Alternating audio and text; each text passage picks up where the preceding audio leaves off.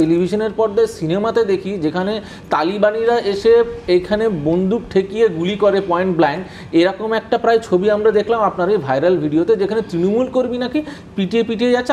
আর একটু কিছুক্ষণ যদি হতো ওই মহিলা হয়তো মারাও যেত, ওই পুরুষটা হয়তো মারাও যেত।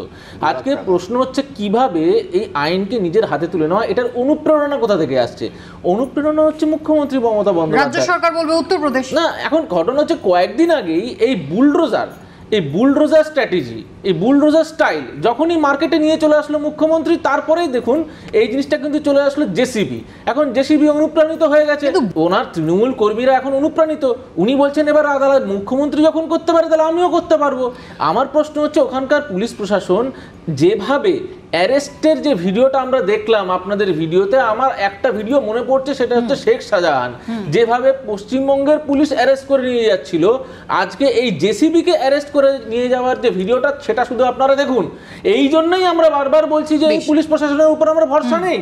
আর কাল দিন এ কিভাবে বেরিয়ে যেতে পারে তার সমস্ত কিছু সলিলবাবু বললেন, যে সেকশনগুলো দেওয়া হয়েছে সেগুলো একদম কোনো কার্যকর হবে বলে আমরা একেবারেই